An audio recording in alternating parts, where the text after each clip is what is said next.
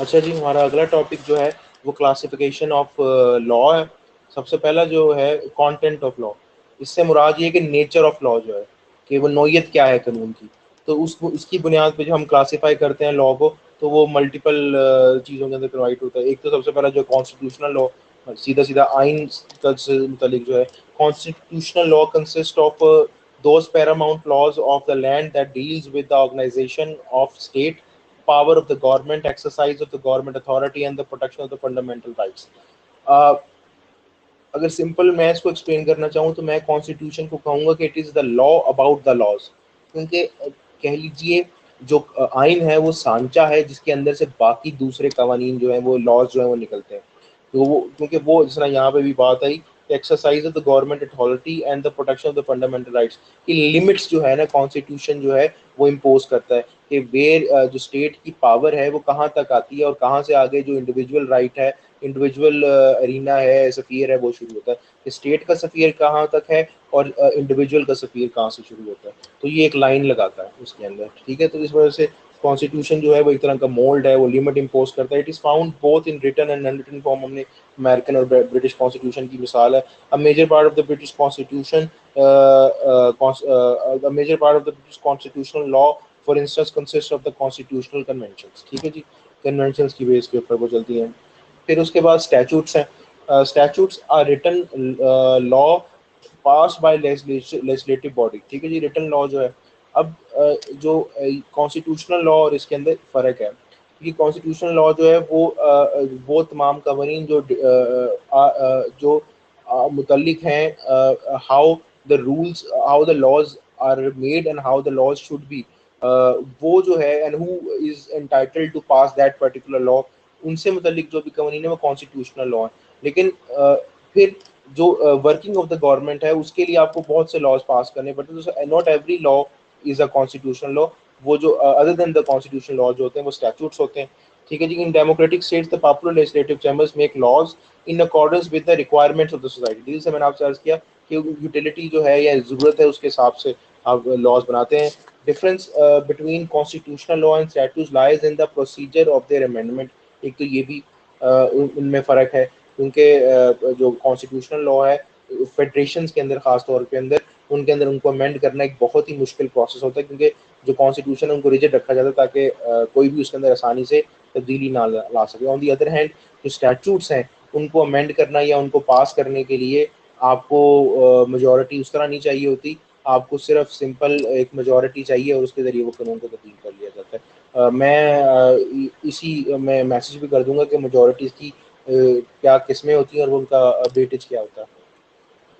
फिर उसके बाद amendment are distinct procedure is adopted to in respect to the amendment of constitutional law. ठीक है, लेकिन बरतानिया की मिसाल यहाँ दी जा सकती है कि वहाँ पे कॉन्स्टिट्यूशनल लॉ को अमेंड करने के लिए और आपके स्टैट्यूट्स को अमेंड करने के लिए दोनों के लिए एक ही जो है वो सिंपल मेजोरिटी थी। लेकिन अगेन वो मद्देनजर है कि वो एक फेडरल सिस्टम नहीं, वहाँ पे यूनिटरी फॉर्म ऑफ गवर्नमेंट है। फिर एग्जेक्टिव डिक्रीज जो होती है in democratic societies, law making function is of course assigned primarily to legislatures.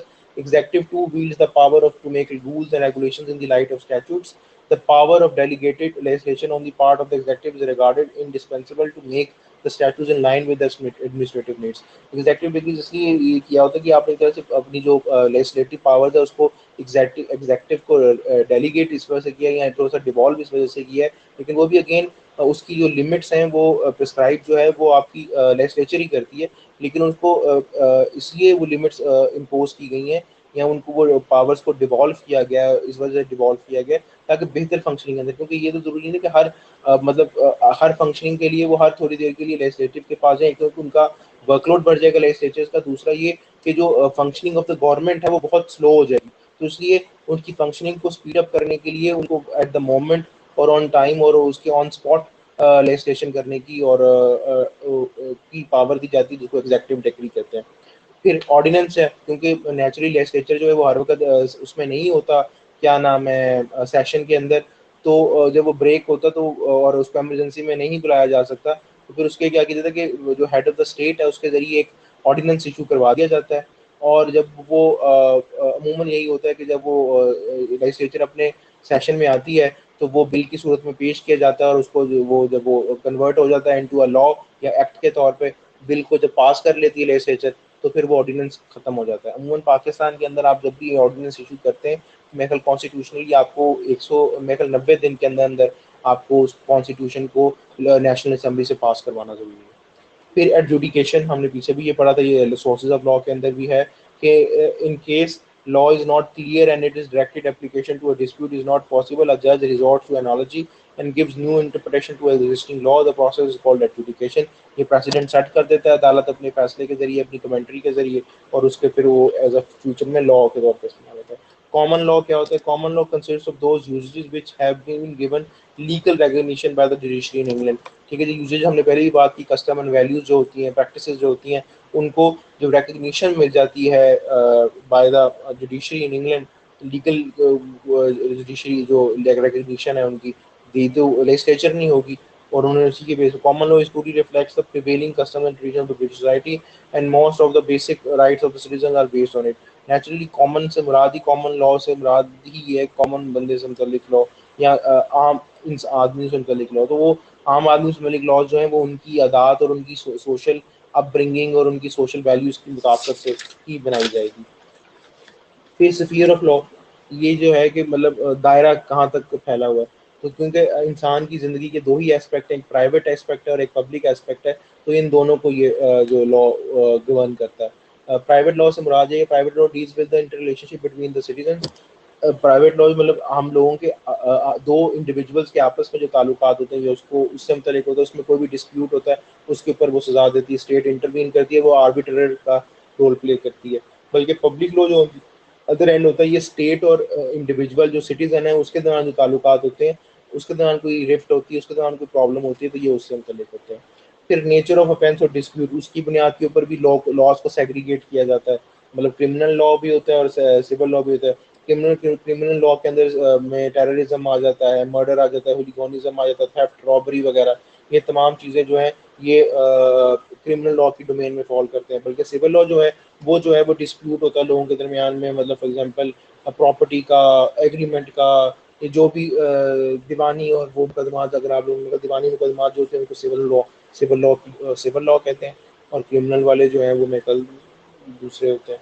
फिर जियो पोलिटिकल बेसिस के ऊपर जो है वो भी डिवाइड होता है कि फॉर एग्जांपल म्यूनसिपल लॉ जो है वो एक स्टेट के अंदर जो उसके अपने ज़ाती लॉज होते हैं, with in the national boundary जो लॉज होते हैं वो आपके म्यूनसिपल लॉज होते हैं। और जो इंटरनेशनल लॉ बने, जैसे नाम से वजह से कि वो इंटरनेशनल जो इंटरनेशनली वो होते हैं, लेकिन प्रैक्टिसेस और जो कंट्रीज़ के आपस में जो माहदे हुए थे उसकी बुनियाद के ऊपर इंटरनेशनल ह्यूमन राइट्स का चार्टर वगैरह होगा, वो इंटरनेशनल लॉ की बेस बनती है।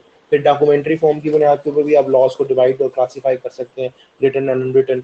जिस तरह ब्रिटिश कॉन्स्टिट्यूशन है वो उसका बहुत सा मेजर पोर्शन जो है वो कन्वेंशंस बेस्ड है, तो वो इस वजह से उसका वो अनरिटन कहलाता है। और जो अमेरिकन कॉन्स्टिट्यूशन है वो हालांकि बहुत ही छोटा लेकिन फिर भी रिटन फॉर्म के अंदर है और बहुत ही डिटेल भी है फ्रेंकली। फिर जुडिशियल जुडिशियल प्रोसीजर की बेस के ऊपर भी, for example rule of law जो है इसका सिंपल वर्ड्स में उसका अंडरस्टैंडिंग ये है, रूल ऑफ लॉ से मुराद है कि everyone is equal in the eyes of the law, no one is above the law, no one is below the law, सब एवरीवन इज इक्वल, सबके लिए एक ही कानून होगा। तो वो ये रूल ऑफ लॉ है। लेकिन बहुत कुछ ममालिक है वहाँ पे जो आपकी क्या नाम है जो एडमिनिस्ट्रेटिव लॉ जो है उसको प्रैक्टिस किया जाता है। उससे मुराद ये होती है कि is the body of the laws that governs the activities of the administrative agencies of government. मतलब को आपको एडमिनिस्ट्रेटिव एजेंसी जो हैं गवर्नमेंट की, उससे उनके ऊपर जो केसेस हैं वो आम अदालतों में नहीं चलते, उनके लिए एक स्पेशल एडमिनिस्ट्रेटिव अदालतें बनाई गई होती है। फ्रांस के अंदर ये प्रैक्टिस किया जाता है और ये वहाँ पे उनके केसेस चलते हैं।